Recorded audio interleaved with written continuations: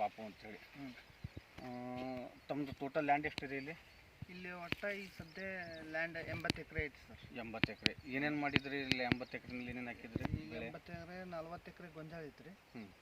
ಈಗ ಇನ್ನು ಒಂದು 3 ಎಕರೆ ಶೇಂಗಾ ಐತಿ. ಒಂದು 35 ಎಕರೆ ಸೋಯಾಬೀನ್ ಐತಿ. 35 ಎಕರೆ. ಇದಕ್ಕೆ ನೀವು ಟ್ರ್ಯಾಕ್ ಶೂರ್ ಯೂಸ್ ಮಾಡಿದ್ದು ಅಂತ ಗೊತ್ತಾಯ್ತು ನಮಗೆ ಮೃತ್ಯುಂಜಯ ಕೌಂಟ್ರಲ್ಲಿಂದ, ಅದಕ್ಕಾಗಿ ವಿಸಿಟ್ ಬಂದಿದ್ವಿ.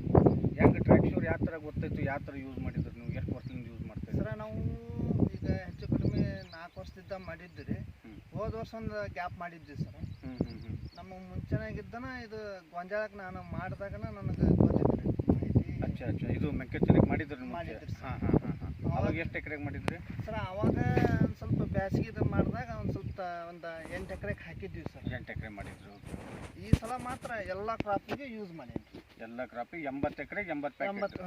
80 ಅಂದ್ರೆ ಪ್ರತಿ ಎಕರೆಗೆ ಎಷ್ಟು ಕೆಜಿ ಯೂಸ್ ಮಾಡ್ತಾ ಇದ್ರಿ? ಪ್ರತಿ ಒಂದು ಪ್ಯಾಕೆಟ್ ಯೂಸ್ ಮಾಡೀನಿ. ಒಂದು ಪ್ಯಾಕೆಟ್ ಎಷ್ಟು? 6 ಕೆಜಿ ಪ್ಯಾಕೆಟ್.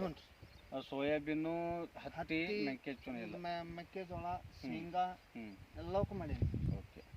ಈಗ ನಾವು ಕೇಳಿದ ಪ್ರಕಾರ ಊರಾಗೆಲ್ಲ ದೊಡ್ಡ ರೈತರು ಇದ್ದಿರ್ತಾವೆ, ತಾವೆಲ್ಲ ಯೂಸ್ ಮಾಡಿದ ಬೇರೆ ಎಲ್ಲ ರೈತರು ಬಂದು ನೋಡಿರ್ತಾರೆ. ಅವ್ರ ಅಭಿಪ್ರಾಯ ಏನಿದೆ ಇಲ್ಲಿ? ಎಲ್ಲರೂ ಈ ಸಲ ನಮ್ಮ ಗೊಂಜಾಳ ನೋಡಿ ಭಾಳ ಚೆನ್ನಾಗಿದೆ, ಏನು ಹಾಕಿದ್ರಿ ಅಂತ ಕೇಳಿದ್ರು. ನಾವು ಇಂಥದ್ದು ಟ್ರೆಸರ್ ಹಾಕಿವಿ ಅಂತ ಹೇಳಿದೆವು. ಓಕೆ.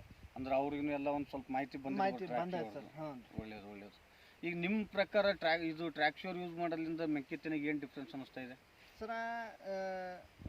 ಫಸ್ಟ್ ಈ ಮರಿ ಹೆಚ್ಚಿಗೆ ಆದ್ರೆ ಗ್ರೋತ್ ಕಡಿಮೆ ಆಗೋದು, ಸ್ವಲ್ಪ ವೈಟ್ ಆಗೋದ್ರಿ ಗೋಂಜಾಳ. ಈಗ ಮಳೆ ಜಾಸ್ತಿ ಆದ್ರೆ ಈಗ ನಮ್ದು ಹಾಗೆ ಅನಿಸ್ಲಿಲ್ಲ. ಎಲ್ಲ ಗೊಂಜಾಳ ಒಂದೇ ಸಮತಟ್ಟೈತಿ, ಬ್ಲ್ಯಾಕ್ ಕಲರ್ ಇದೆ. ಬ್ಲ್ಯಾಕ್ ಹಚ್ಚ ಹಸಿರಾಗಿದೆ. ಅಂದ್ರೆ ಇದು ನೀವು ಟ್ರ್ಯಾಕ್ ಶೂರ್ ಯೂಸ್ ಮಾಡಿರೋದ್ರಿಂದ ನಿಮ್ಗೊಂದು ಕಾನ್ಫಿಡೆಂಟ್ ಬಂದಿದೆ, ಅದರಲ್ಲಿಂದ ಬಂದಿದೆ. ಏನಕ್ಕಂದ್ರೆ ಬೇರೆದವ್ರದ್ದು ಕ್ರಾಪ್ ಕಂಪೇರ್ ಮಾಡಿದ್ರಿ ನೀವು, ಅಂದ್ರೆ ಬೇರೆದವ್ರದ್ದು ಈ ಥರ ಇಲ್ಲ.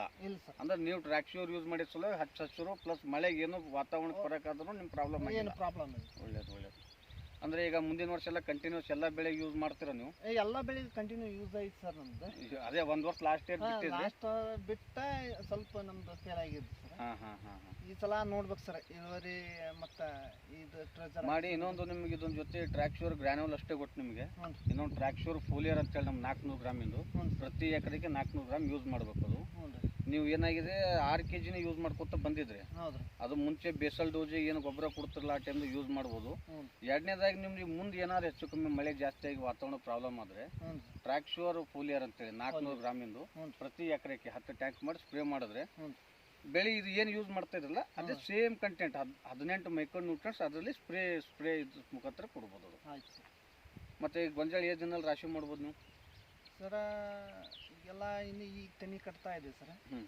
ಇದು ತೆನಿ ಕಟ್ಟಿದ ನಂತರ ನಮ್ಗೆ ಇಳುವರಿ ಎಷ್ಟು ಬರ್ತದೆ ಅಲ್ಲ? ಅಂದ್ರೆ ಇನ್ನು ಎಷ್ಟು ತಿಂಗಳಿದ್ದು ರಾಶಿ ಮಾಡೋಕ್ಕೆ? ಇನ್ನು ಸರ ಇಲ್ಲಿದ್ದ 2 ತಿಂಗಳು ಸರ್. ಇಲ್ಲಿ 2 ತಿಂಗಳು. ಅಂದ್ರೆ ನಿಮಗೆ ಈ ಟ್ರ್ಯಾಕ್ ಶೂರ್ ಲಾಸ್ಟ್ ಇಯರ್ಕ್ಕಿಂತ ಟ್ರ್ಯಾಕ್ ಶೂರ್ ಯೂಸ್ ಮಾಡಿದ್ಮೇಲೆ ಲಾಸ್ಟ್ ಇಯರ್ ಯೂಸ್ ಮಾಡಿದ್ದಿಲ್ಲ ನೀವು? ಮಾಡಿಲ್ಲ. ಈ ವರ್ಷ ಮಾಡಿದ್ರಿ, ಹೆಚ್ಚಿಗೆ ಇಳುವರಿ ಬರ್ಬೋದಂತ ಹೋಪ್ ಇದೆ ನಿಮಗೆ?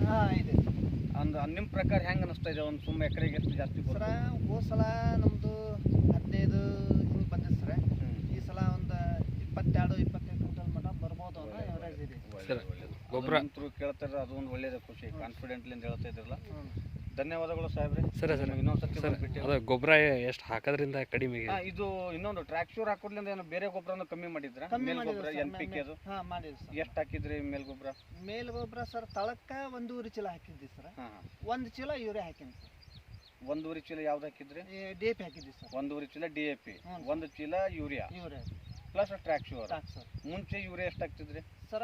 ಮುಂಚೆ ನಾವೆಲ್ಲ 2 ಚೀಲ ಹಿಂಗೆ ಹಾಕ್ತಿದ್ವಿ ಸರ್. ಈ ಸತಿ ಟ್ರ್ಯಾಕ್ ಶೂರ್ ಹಾಕಿದ್ರಿಂದ 1 ಚೀಲ ಮಾಡಿದ್ವಿ, ಯೂರಿಯಾನು ಕಮ್ಮಿ ಮಾಡಿ. ಒಳ್ಳೇದು. ಅದೇ ಟ್ರ್ಯಾಕ್ ಶೂರ್ ಹಾಕೋದ್ರಿಂದ ಎಲ್ಲ ನ್ಯೂಟ್ರಿಯೆಂಟ್ಸ್ ಇರ್ತಲ್ಲ, ಸಾರ್ವಜನಿಕ ಪ್ರಮಾಣ ಕಮ್ಮಿ ಆದ್ರೂ ತೊಂದರೆ ಇಲ್ಲ, ಗ್ರೋತಿಗೆ ಅಷ್ಟೇ ಅಲ್ಲ. ಮುಂದಿದು ಎಲ್ಲ 16-18 ಥರ ಮೈಕ್ರೋ ನ್ಯೂಟ್ರಿಯೆಂಟ್ಸು ಬೆಳೆಗೆ ಆ ಬೆಳವಣಿಗೆ ಟೈಮ್ದಾಗ ಏನೇನು ಬೇಕು ಎಲ್ಲ ಪ್ರೊವೈಡ್ ಮಾಡ್ತಾ ಇರ್ತದೆ. ನೀವು ಯೂರಿಯಾ ಇನ್ನೂ ಕಮ್ಮಿ ಮಾಡೋದು ತೊಂದರೆ ಇಲ್ಲ, ಬಟ್ ಇದು ಕಂಪಲ್ಸರಿ ಮೈಕ್ರೋ ನ್ಯೂಟ್ರಿಯೆಂಟ್ಸ್ ಪ್ರತಿ ಬೆಳೆಗೆ ಬೇಕು.